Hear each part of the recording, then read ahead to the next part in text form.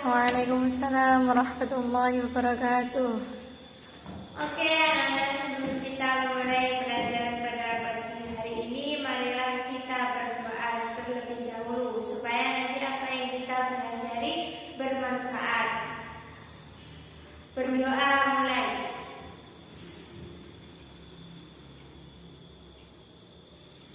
Berdoa selesai. Oke, bagaimana kabarnya? Alhamdulillah baik. Alhamdulillah. Jadi pada pertemuan kali ini Ibu akan mengabsen dulu, oke? Yang pertama, Anggraini. Ya, hadir. Kemudian Faisal. Oh ya, hadir. Kemudian Cindy. Oke. Kemudian Arum. Ya. Oke, karena semuanya sudah Ibu absen, ya kan? Sekarang selanjutnya kita akan masuk ke pembahasan materi. Wah, jadi pada hari ini kita akan membahas tentang mengenal Allah dan sifat-sifatnya. Jadi, apakah penting untuk kita mengenal Allah Subhanahu wa Ta'ala?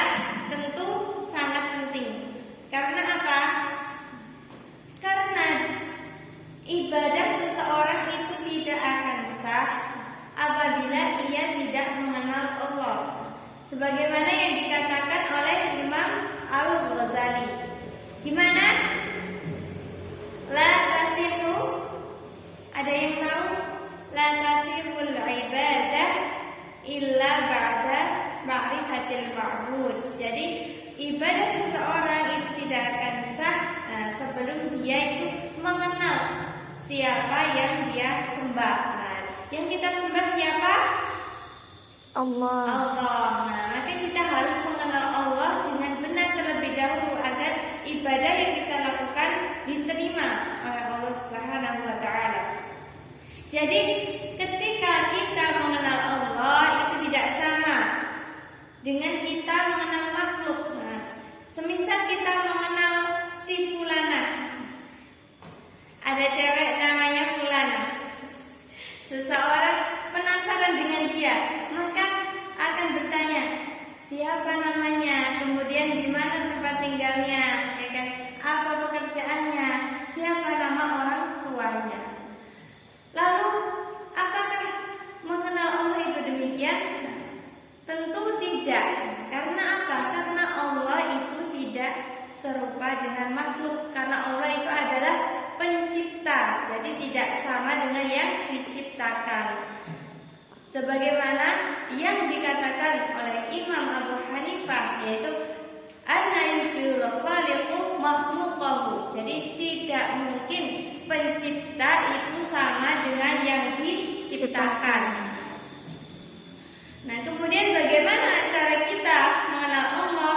Yaitu dengan mengetahui sifat-sifatnya. Sifat Allah ada berapa? Dikelompokkan menjadi tiga. Jadi sifat wajib, sifat Mustahil, yang ketiga jaiz, sifat jaiz. jaiz. Mungkin anak-anak sudah tahu karena sebelumnya pasti setelah azan itu ada pujian.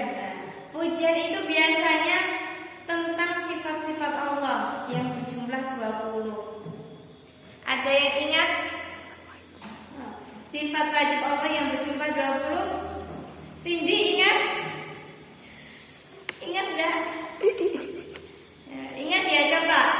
Allah wujud idam baqa khalaqatul hawadisi qiyamu binafsihi wadaniyah qudrah iradah ilmun hayah sabah basar kalam qadirun muridan aliman hayat sabiha basiran mutakalliman.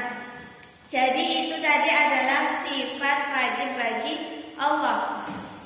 Kemudian apa sih pengertian dari sifat wajib bagi Allah? Nah, kita harus tahu. Jadi kalau sifat wajib bagi Allah yaitu adalah sifat yang secara akal Allah pasti bersifatan dengan sifat tersebut. Nah, jadi Allah tidak mungkin tidak bersifatan dengan sifat itu. Seperti yang telah kita sebutkan tadi, bahwa Allah itu wujud. Allah itu adalah Dia ada tanpa tempat. Karena apa? Karena makhluk itu bertempat. Nah, maka jadi Allah itu tidak sama dengan makhluk, berarti Allah ada tanpa tempat. Allah maujudun bila makan. Ulangi sekali lagi. Allah maujudun bila makan. Dan tadi wujud kidam. Nah, kita artinya adanya tanpa permulaan, tidak seperti adanya makhluk. Misalnya hari ini kita ada pada tahun ini, tapi sebelum kita dilahirkan kita itu tidak ada. Nah, dan adanya kita itu dengan permulaan setelah dilahirkan oleh ibu kita. Dan nanti kalau adanya dengan permulaan, maka pada akhirnya juga akan mati dan itu memiliki penghabisan. Sementara Allah itu ada tanpa permulaan, jadi nantinya pasti Allah ada tanpa penghabisan. Nah, itu tadi adalah sifat wajib bagi Allah. Kemudian sifat mustahil. Kalau sifat mustahil itu adalah sifat yang secara akal Allah pasti tidak bersifatan dengan sifat tersebut. Nah, jadi sifat mustahil itu adalah kebalikan dari sifat wajib. Jadi kalau tadi wujud artinya ada, maka sifat mustahilnya adalah adam. Ya, adam artinya tidak ada. Kemudian adam, kemudian kudus itu artinya baharu. Jadi kebalikan dari kidam tadi. Mustahil Allah itu baharu. Kalau Allah baharu, pasti Allah itu sama seperti makhluknya dan ada yang menciptakan. Nah, kalau ada yang menciptakan itu berarti membutuhkan sesuatu, ya kan? Membutuhkan sesuatu yang menciptakan, maka dia berarti lemah, dan yang lemah itu tidak layak menjadi Tuhan. Oke. Yang ketiga, yaitu sifat jaiz bagi Allah, yaitu apa? Fi'lu kulli mumkinin aw tarkuhu. Ulangi sekali lagi. Fi'lu kulli mumkinin aw tarkuhu. Jadi Allah itu bebas untuk menciptakan sesuatu yang mungkin akli, yaitu sesuatu yang sah, ada dan tidak adanya. Jadi Allah itu sah-sah saja. Allah menciptakan makhluk ataupun tidak menciptakannya. Semisal begini, alam semesta dan seisinya ini. Sebelum menciptakan alam semesta dan seisinya, Allah itu bebas untuk menciptakan atau tidak. Tapi dengan karunia Allah, maka Allah menciptakan alam semesta ini. Nah, seperti memberikan rezeki. Nah, memberikan rezeki itu adalah sifat jaiz bagi Allah. Jadi bukan merupakan kewajiban bagi Allah. Nah, jadi ketika ada orang yang diberi rezeki, ada yang tidak. Nah, karena itu adalah sifat yang jaiz bagi Allah. Oke, dari sini mungkin ada yang ditanyakan dari penjelasan yang Ibu sampaikan. Silakan. Ya, Cindy. Berarti jika seseorang tersebut tidak mengenal Tuhannya secara benar, yaitu mengenal Allah secara benar, maka ibadah yang selama ini dia lakukan itu berarti tidak sah, Bu? Ya, betul sekali apa yang dikatakan oleh Cindy. Oke, 100. Jadi seseorang, Ibu terangkan lagi. Jadi kalau benar. Berarti selama ini itu yang disembah bukanlah Allah. Jadi yang disembah itu adalah sesuatu yang dikhayalkan sebagai Allah. Misalnya dia menghayalkan ketika sholat itu misalnya ada cahaya, ya kan?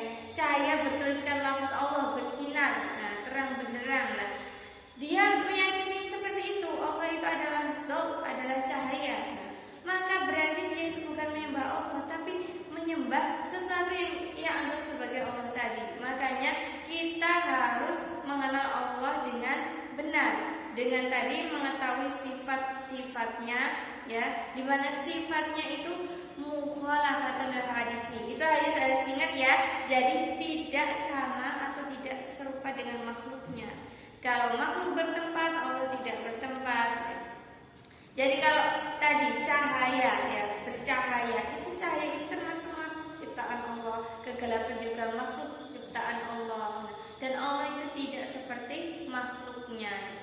Jadi setiap mukallaf itu wajib mengenal Allah. Agar apa?